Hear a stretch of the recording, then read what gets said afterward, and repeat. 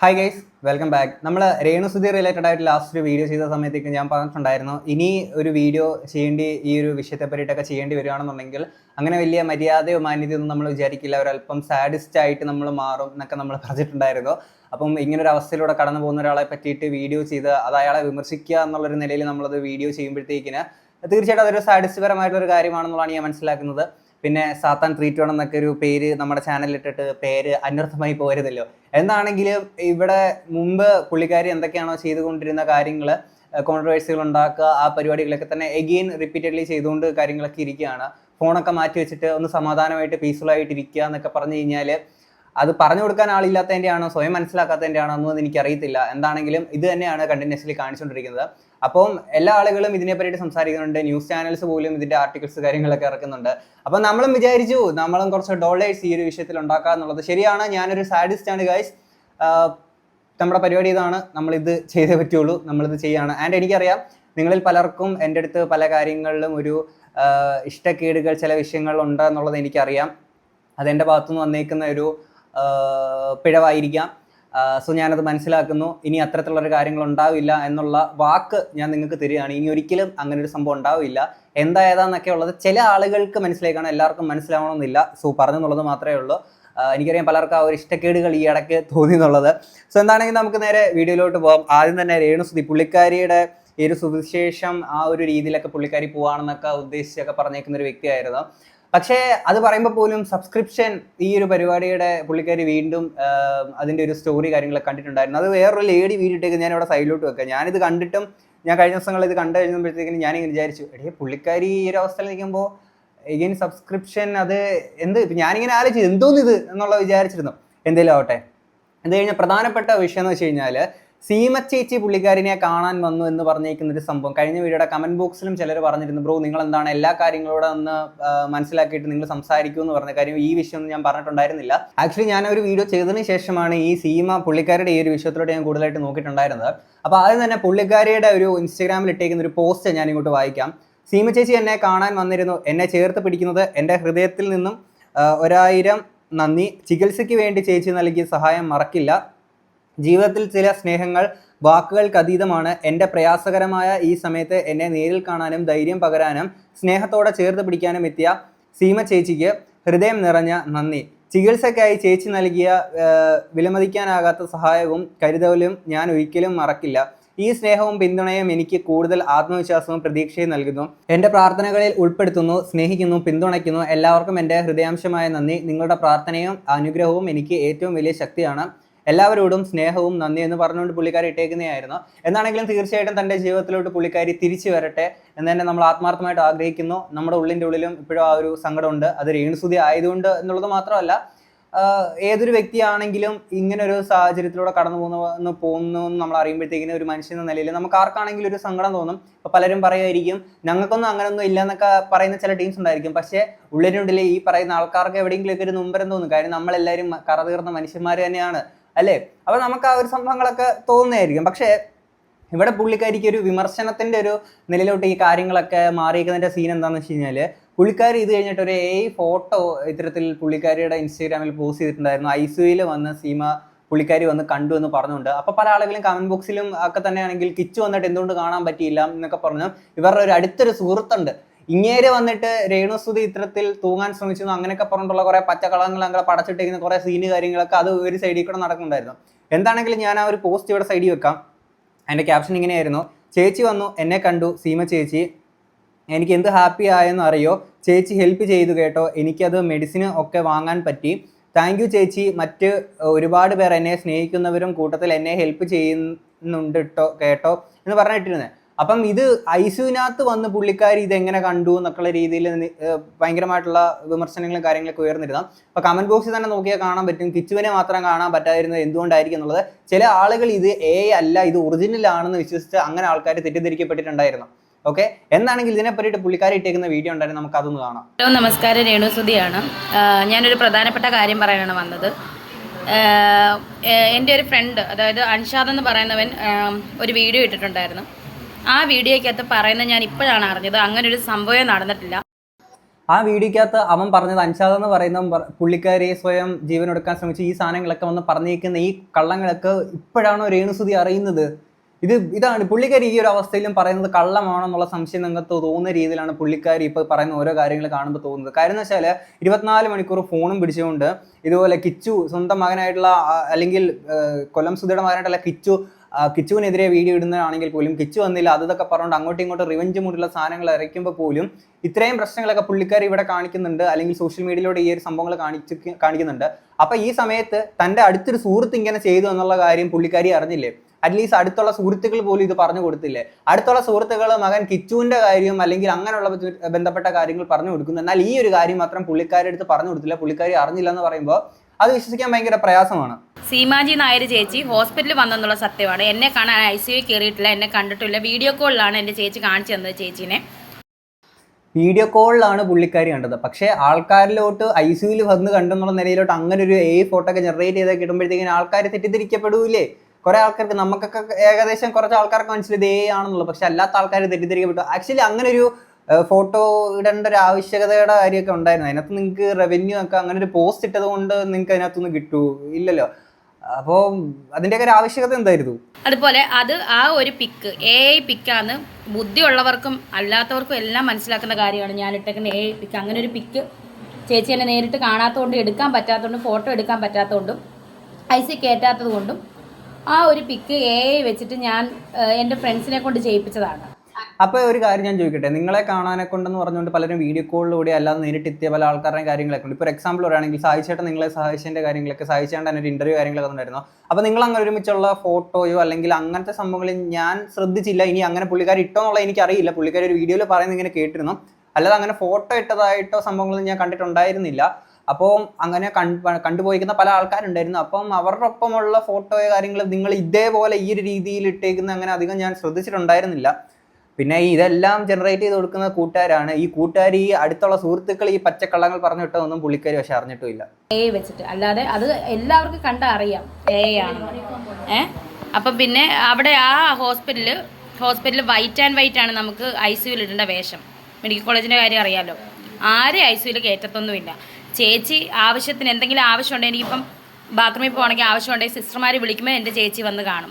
അതല്ലാതെ വെറുതെ സഹായം ചെയ്യുന്നവരെ, എന്നെ വന്ന് കാണുന്നവരെ ഇങ്ങനെ ക്രൂശിക്കരുത് ദയവേത്. നിങ്ങൾക്ക് എന്നോട് എന്തെങ്കിലും വൈരാഗ്യം ഉണ്ടെങ്കിൽ ക്യാൻസറിൻ്റെ ചികിത്സയൊന്നും നിങ്ങൾ ഇതാക്കണ്ട. നിങ്ങൾ എന്നോട് വിരോധമുള്ളവർ വന്ന് എന്നെ കൊല്ലുക, അല്ലെങ്കിൽ വിഷം തന്ന് കൊല്ലുക, അല്ലെങ്കിൽ കുത്തിക്കൊല്ലുക. ക്യാൻസർ ആയിട്ട് എനിക്ക് ഏതായാലും മരിക്കാൻ പറ്റത്തില്ല.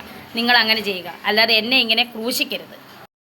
എൻ്റെ പൊന്നു രേണുസുതി, ഇതൊക്കെ നിങ്ങളൊരു കാര്യം മനസ്സിലാക്കുക. നിങ്ങളുടെ അടുത്ത് ഇവിടെ നിങ്ങൾക്ക് ഇങ്ങനെ ഒരു സാഹചര്യത്തിലൂടെ കടന്നു പോകുന്നത് മനസ്സിലായപ്പോഴത്തേക്കിന് ആൾക്കാരെല്ലാം നിങ്ങളുടെ അടുത്ത് ആ ഒരു സഹതാപമോ അല്ലെങ്കിൽ ആ ഒരു കാര്യമൊക്കെ ആൾക്കാർ പ്രകടിപ്പിച്ചു. പിന്നെ നിങ്ങൾ ചെയ്യുന്ന കാര്യങ്ങൾ നിങ്ങളൊന്ന് ആലോചിച്ച് നോക്കുക. ഇങ്ങനൊരു അവസ്ഥയിൽ നിങ്ങൾ കുറച്ച് പീസ്ഫുൾ ആയിട്ട് ഇരിക്കൂ, ഇതിൽ നിന്നൊക്കെ ഒന്ന് വിട്ടു നിൽക്കൂ, നിങ്ങളൊന്ന് സമാധാനത്തോടെ ഇരിക്കൂ. ഈ സമയത്ത് നിങ്ങൾ ഏറ്റവും കൂടുതൽ സന്തോഷം ഉണ്ടാക്കുന്ന കാര്യങ്ങളൊക്കെ നിങ്ങൾ ചെയ്യാൻ ശ്രമിക്കുക.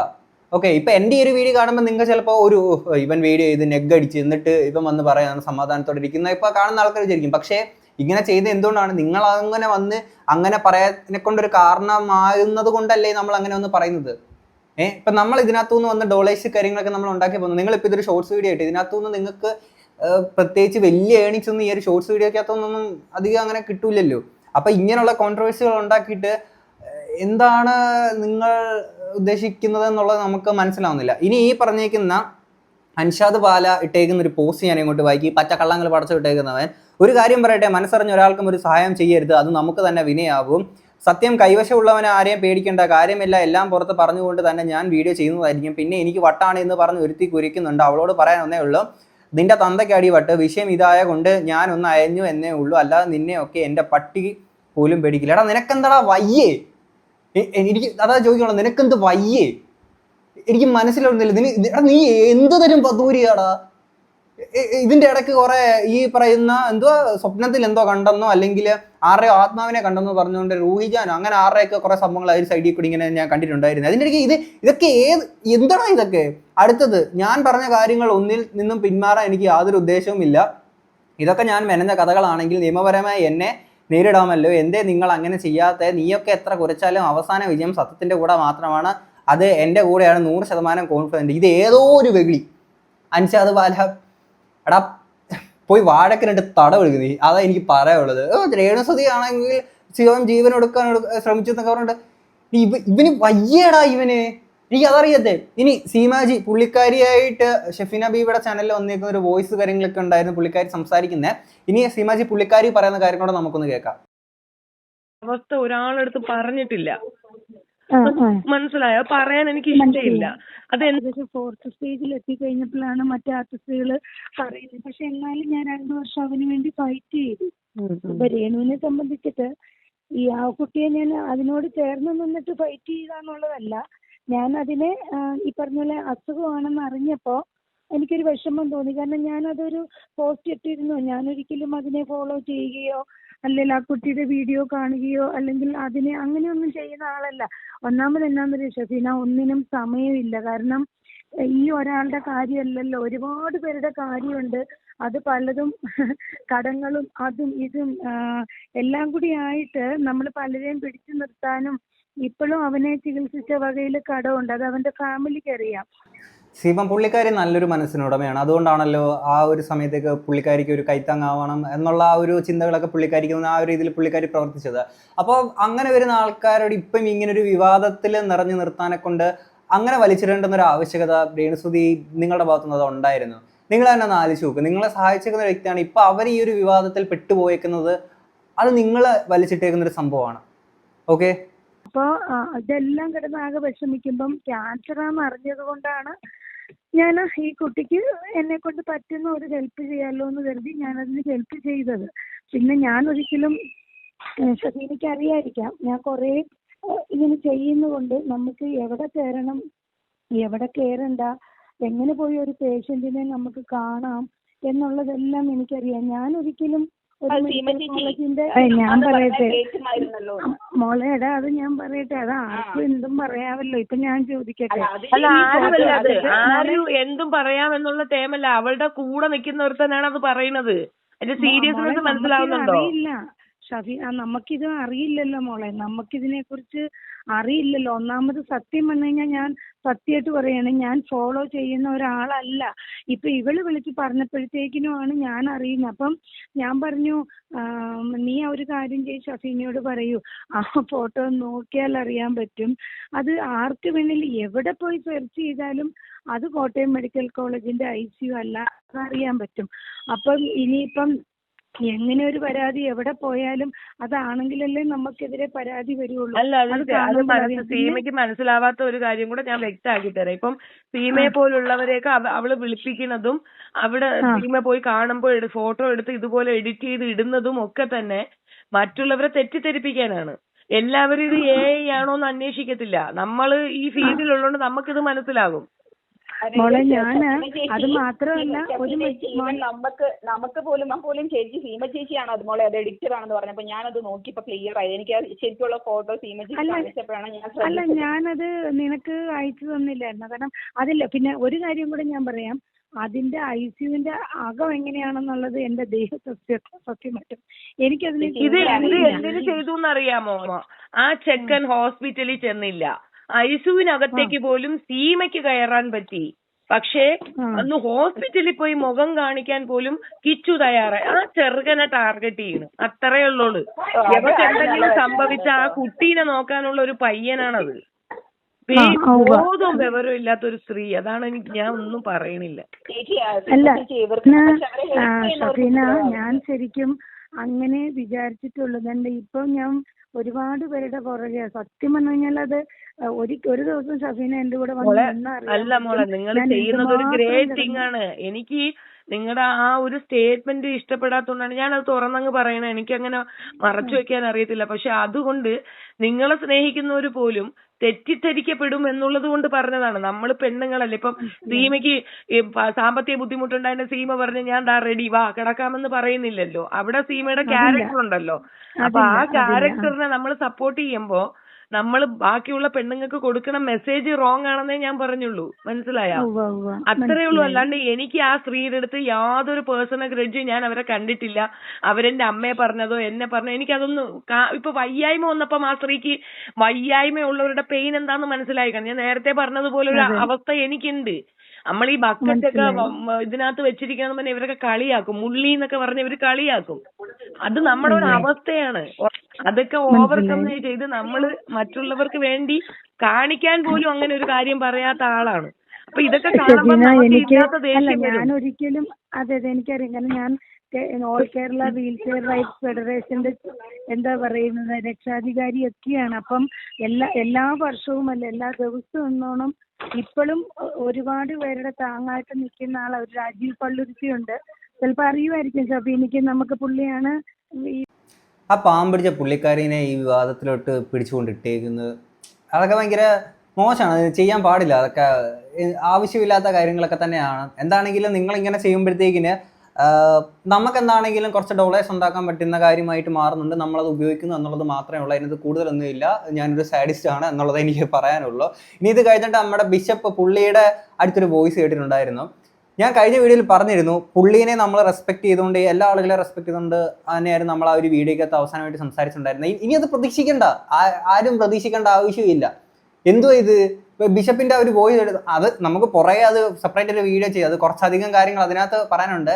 എന്താണെങ്കിലും ഇത്രയും കേട്ട് നിങ്ങൾക്ക് എന്താ തോന്നുന്നത് എന്നുള്ള തീർച്ചയായും കമന്റ് ബോക്സിൽ പറയാം. നമുക്ക് അടുത്തൊരു വീഡിയോ ആയിട്ട് കാണാം. അപ്പം ശരി, ബൈ.